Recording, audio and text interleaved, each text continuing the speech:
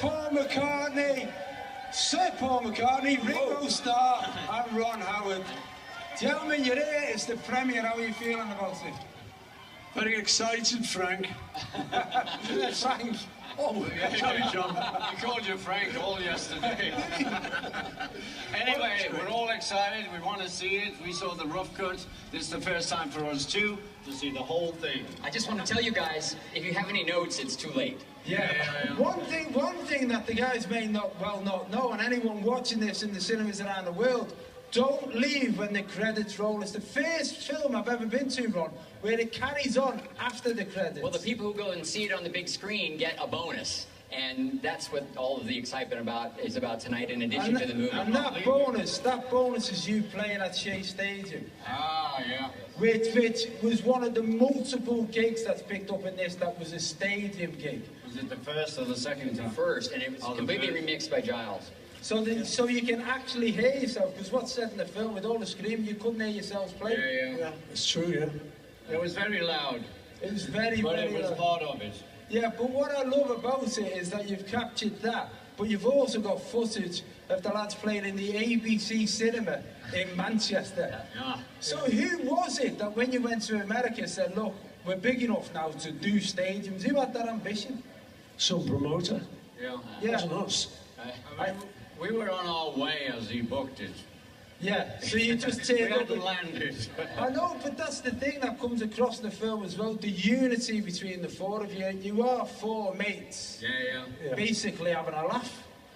There they are. Yeah, and that's the thing that comes across, isn't it, Ron? Was that something that you were looking for in the footage? Well, look, the new footage and the concert, material, and the fact that we could improve the sound, those were all sort of great jumping off places, but what I cared about was the story. I mean, that's the kind of storyteller that I am, and the characters, and that unity was amazing, and that ABC Manchester footage just shows you what a great band they were before they, the whole Beatlemania thing took over. But the thing about it is that it was an explosion, and it was an explosion at a different time, before social media or any of that stuff that pushes bands now. You became famous over the world, and it almost felt like overnight. So why do you think the world took to the Beatles? Well, it wasn't overnight, that's the thing. We were in Liverpool for a long time, then we were in Hamburg for a long time, so it wasn't overnight. We had to go in those days. But in relative terms, there was that year, 63, 64, where all of a sudden you are in Japan, you are massive in America. I mean, you're just doing what you're doing, and that happened. You can't plan it, really.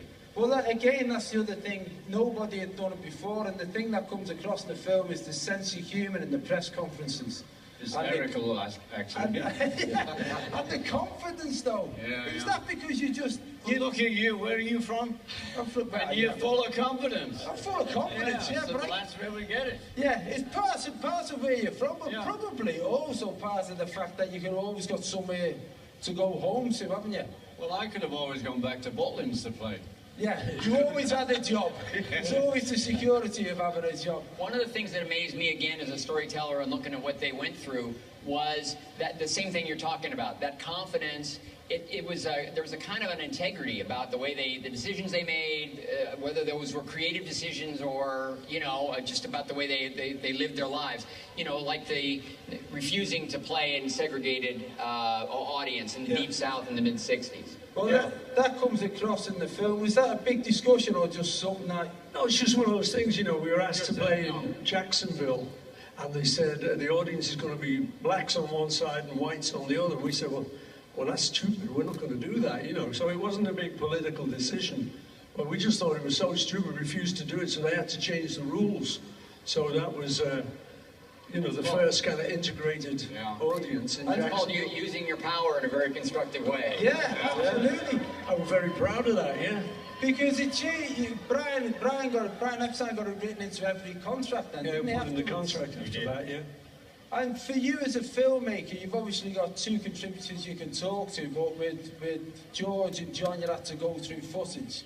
Was there any gaps where you were thinking, I wish they were here so I could ask them this question? Well, I think every day we would all say we wish that they were here and able to participate. I did have, you know, lengthy conversations with Yoko and Olivia. They were very helpful, offered a lot of wisdom and insight from their perspective. Also, you know, opened up their archival files for us to, you know, to include footage and photos that have never been seen, as these gentlemen did. For you two, when you've watched the film, I know you're going to say it incomplete now, but was the parts of it where you thought, God, I forgot we did that? Well, we'll see. I mean, the thing was, you know, that we started off just as these four mates from Liverpool who were just